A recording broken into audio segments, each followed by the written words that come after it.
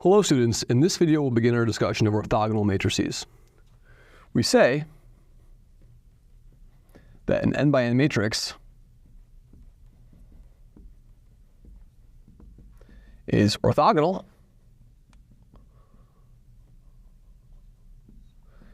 if A transpose A equals A transpose is the identity. In other words, they're orthogonal if the transpose is the inverse, i.e.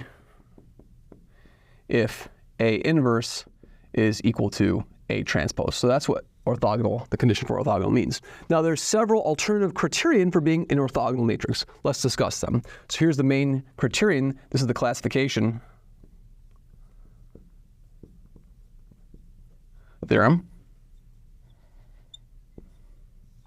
It says that the A is orthogonal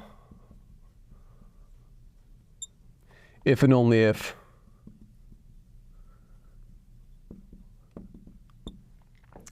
A, the length of A V is equal to the length of V for all V.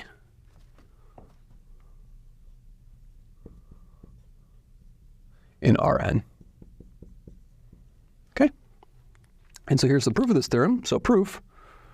So let's suppose first proof. If A is orthogonal,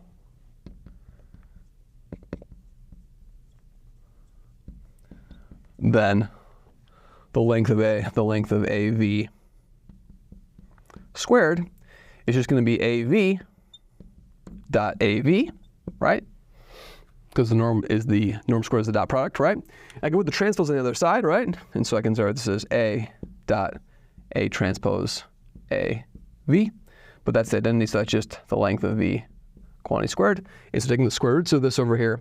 And so here, of course, if you choose, I can always put the transpose on the other side of the inner product by definitions of what the dot product is. The dot product, of course, if we recall, just as a reminder, that if I have two vectors, u dot v is really the same if these are n rows by one, if they're column vectors over here, then this is exactly just equal to u transpose and then hit with the vector v over there. So it's a matrix multiplication over there. So in other words, if I had AV over here, so in other words, this calculation over here, this AV, so AV over here dot AV is really the same as AV transpose AV, like so, right?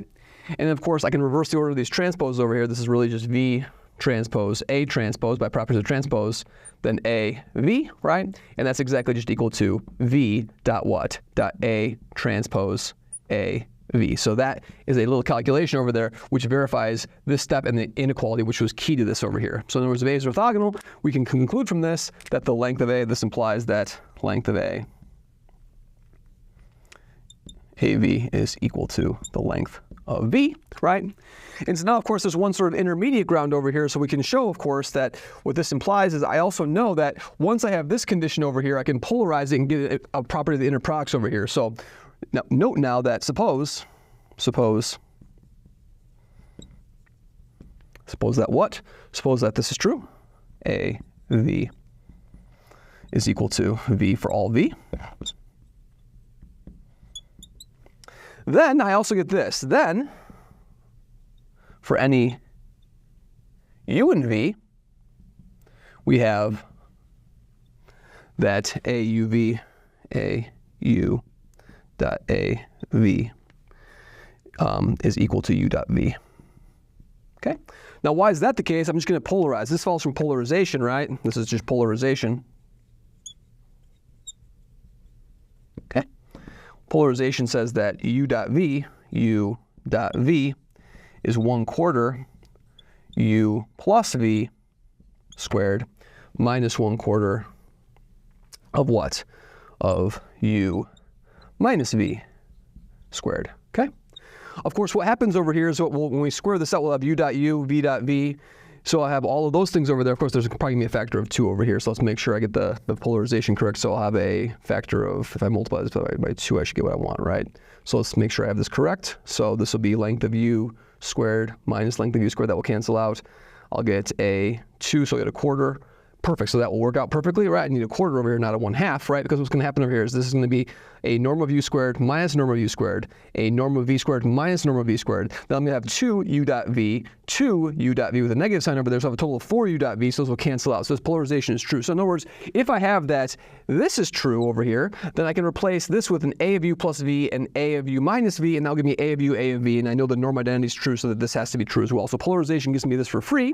And so now, an example, what I can do is I can say I'd like to show that A transpose. Now our goal now is to show that A transpose A is the identity matrix, right?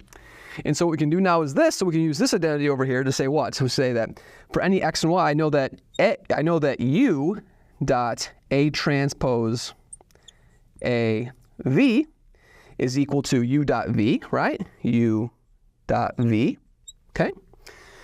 So in other words, this condition over here implies this condition over here by polarization, which implies this condition. So now I can write this as u dot what? U dot A transpose A minus the identity applied to what? Applied to v is equal to 0, right? By subtracting that on the other side and then factoring out the u dot, okay? And so in particular, this is true for all u, so I can plug in the same value. I can plug in this value over here. So I can choosing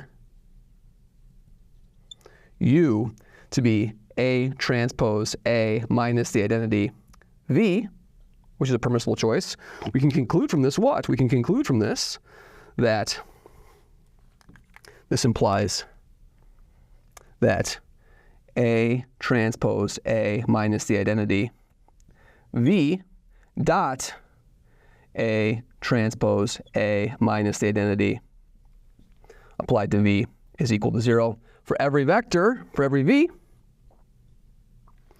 And so the only way that's true, the only thing a dot product doesn't with itself is equal to 0 is that expression itself is equal to 0. So that says that this implies that A transpose A applied to v is equal to what? Is equal to v for all v, and that says that A transpose A is equal to the identity matrix, which shows that A is an orthogonal matrix. So orthogonality is classified, a matrix is orthogonal, if and only if it preserves the length. So these are n by n orthogonal matrices are exactly the isometries. They preserve the length. And so we'll study isometries and partial isometries in future videos and see what sort of structure is required for those algebraic objects.